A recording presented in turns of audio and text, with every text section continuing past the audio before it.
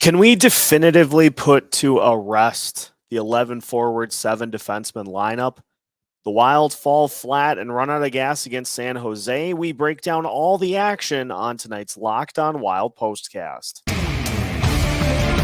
You are Locked On Wild postcast, part of Locked On Sports Minnesota. Your team every day.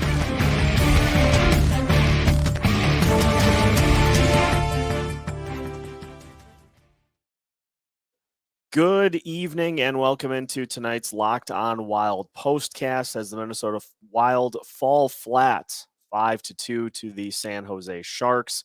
And didn't help that the game started at 9:30 right off the bat. The Wild were trailing within the first minute of this game, and there were problems even before the game started in this one tonight as Marcus Foligno was scratched in warmups. And so the Wild went to the patented, well, we've got a big break coming up. We've got multiple days off coming up. So let's just throw the lines in a blender and go with the 11 forward, 7 defenseman lineup. We've got to put an end to that for good, officially, after what we saw in tonight's game. It just causes chaos. It leaves you in positions where you could potentially be more shorthanded, depending on how things play out during the rest of the game. We saw that with Mason Shaw taking that game misconduct penalty, and then the Wild being further shorthanded down the stretch. And so it leaves me kind of scratching my head. And look, it's one thing to be on the second game of a back-to-back and look tired like the Wild did. You can understand that. But the whole decision to just kind of throw 11 forwards at an NHL team, the whole decision is so it's self-inflicted again. And the lapses in defensive coverage, that's self-inflicted. And so we see this so many times over and over again. When things are not going well for the Wild, it's usually pretty easy to pinpoint what the problems are because they're repetitive problems. Sharks power play was pretty nasty here tonight. A couple of power play goals for the Sharks. And the Wild just had trouble sustaining really anything offensively. You are basically just throwing 3 or 4 guys out there at the end of the game, even while shorthanded. It's like when you're in a boxing match and you end up getting hit in the face.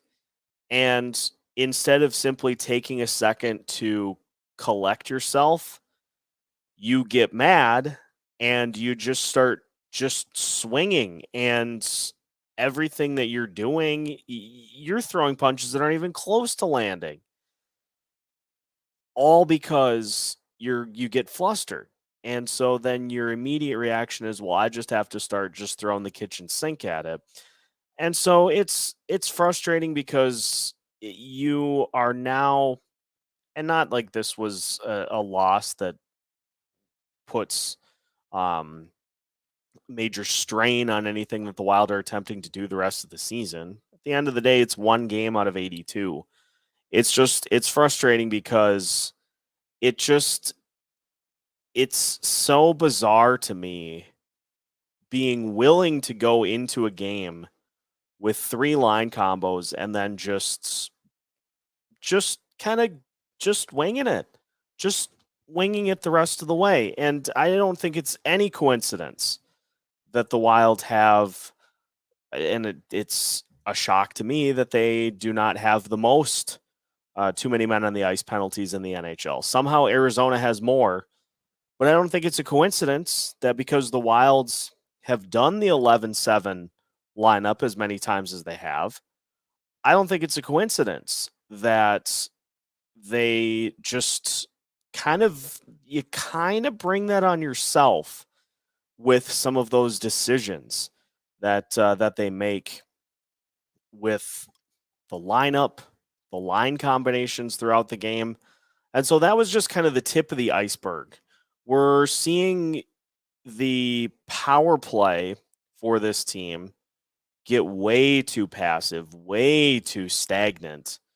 And it's getting to the point where your top line is basically only passing. And this was a huge issue against Anaheim. And we'll talk about that. We can talk about that a little bit here. I can't really wrap my brain around how in a 5-on-3 you are choosing to basically just kind of play tag with the puck on the perimeter as opposed to firing shots at the net. And it happened again with the empty net. Wild did not get a shot on goal with the empty net tonight. The power play and the couple of opportunities that they had with that top line really did not look good. And so that continues to be kind of that monster under the bed for that top power play unit, is that there's just such a tendency for a very aggressive amount of overpassing. You're not going to score if you don't throw shots at the net. It's pretty simple that unless you shoot the puck, you're not going to be able to come up with results. And not only the power play, penalty kill is getting leaky too.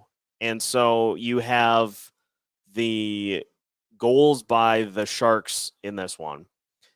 First goal by Karlsson is pretty easy to point out that there just was nobody keeping an eye on him. And so he just walked up to the back door, just walked right up and was able to bury one past Philip Gustafsson, who deserved a better fate than he got in this one tonight. He absolutely got hung out to dry by what was going on in front of him. That second goal that the Sharks scored, you've got a Sharks player basically in the crease. He was so close. Just, again, nobody really keeping an eye on him. And so it was talked about in the broadcast that if you're playing on the second night of a back-to-back, you're obviously going to be tired. And so you have to be smarter when you're out on the ice, because you're not going to be able to just, throw that same energy that you normally would at the team that you're playing.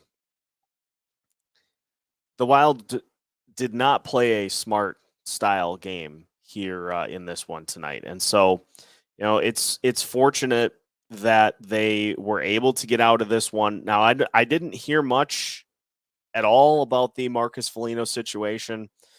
Sounds like it was a lower body injury, according to Michael Russo. And so I'm hoping and choosing and praying that it was simply a situation where he just couldn't really get loose. And so then the team elected to play it safe with the Winnipeg and Dallas games on the other end of the break. I'm hoping that is the case, that the team was just trying to play it safe with some big games on the way. And so they elected to keep him out of this one. But if you've got Stephen Fogarty on the roster, why not throw him in? That's all I'm saying. Why not throw him in so you can roll 4 lines out there? You can promote Mason Shaw or Connor Dewar to the grief line. I don't know. It's another self-inflicted loss. And if you clean up some of the mistakes, the Sharks probably still at least keep it close or eke out a win. But it really could not have looked much worse in this one. But again, as I said, it's one game. The Wild go into the break having won 6 out of 7. And yes, it kind of ended with a dud, but they get a few days off, and then they will be rip-raring to go against the Winnipeg Jets come the 27th. So we'll talk about that. We'll talk about a couple of other things as we recap kind of a sleepy end of the road trip and what is to come after the Christmas break. We've got all that and more coming up as we continue tonight's Locked On Wild postcast after this. Today's Locked On Wild postcast is brought to you by the National Traffic Highway Safety Administration. Did you know that driving high is considered driving under the influence? That's right. Driving under the influence of marijuana is against the law in every state, even in states where marijuana is legal. That means driving high could get you a DUI. And if you think law enforcement officers can't tell when you're driving high, you're wrong. Your friends can tell, your coworkers can tell, even your parents can tell. Everyone can tell. So what makes you think that law enforcement officers don't know when you're driving high?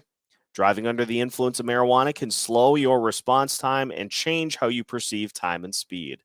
So even if you think you're fine to drive when you're high, you're not. Because the bottom line is, if you feel different, you drive different, and driving high is driving under the influence. So remember, drive high, get a DUI, paid for by the National Highway Traffic Safety Administration. Continuing tonight's Locked On Wild postcast, well, I suppose I should say this morning's Locked On Wild postcast, as the Wild lose 5-2 to the San Jose Sharks. The Wild 19-12-2 now on the season, and still playing really good hockey here at this point of the season, but not susceptible to the off nights. And they've got a chance to go toe-to-toe with the two teams in front of them in the division in their next upcoming games against the Winnipeg Jets and against the Dallas Stars. And so what are the things that the Wild will need to shore up heading into those big matchups? Well, I think the big thing is that in even strength, just need to continue to play their style. When the Wild play their brand of hockey, the Wild way of hockey, they're fine. They got away from that in this one tonight. Some of that was due to lack of energy or lack of stamina in the tank. So being well rested, the hope is that they will come out of the gates swinging against the Winnipeg Jets, a team that they've had some success against this season and in the past in general. So the hope is that by being well rested, they'll come out of the gates swinging, and we'll put on a good show on the road against the Jets. But the special teams units are both going to really need some work put in those avenues. I mean, too much passing on that top power play unit, and the second unit is having issues even bringing the puck up into the offensive zone. So that's going to need to be shored up. And the penalty kill, we're seeing over aggression. We're seeing guys kind of over pursue, trying to make plays. We're seeing a lack of ability to clear the puck. And I think this is that weird kind of teetering point, that tip of the knife, where you don't want to go back to being, that super passive style that we saw over last year. That did not work at all. But you got to be willing to maybe not necessarily change the overall structure of what you're doing, but to throw in some subtle tweaks, just some subtle tweaks, so that people can't look at what you're doing and pinpoint it exactly and say, okay, here's how we attack it. You have to be willing to be adaptable to what's going on over the course of a game. And so I would like to see, if we're looking at what do we keep going with and what do we leave behind heading into 2023. Well, I think what we have seen from the Wild over this last month plus, keep that going. But let's not go with 11-7 ever again. It creates too many problems for this team. And so a rough one for the Wilds here against the Sharks, but you can't help but be impressed with how they've played over the last several weeks, and hopefully they are able to continue that with a little bit of a break here, and then a game on the 27th against the Winnipeg Jets. That will do it for tonight's Locked On Wild postcast. Once again, thanks for tuning in as we recap most of the games on the schedule here for you for the Minnesota Wild. Make sure you tune in to Locked On Wild. We'll have a couple of episodes for you both tomorrow and then on Monday as well. Just taking a look at, what do we like that we've seen so far.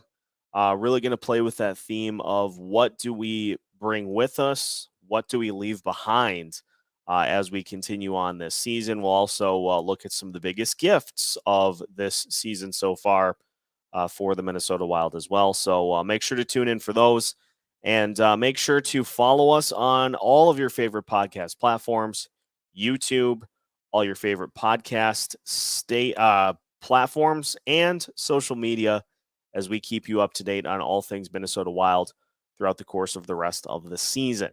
You can find all of that and more as we continue to keep you up to date with new episodes every Monday through Friday as part of the Locked On Sports Podcast Network.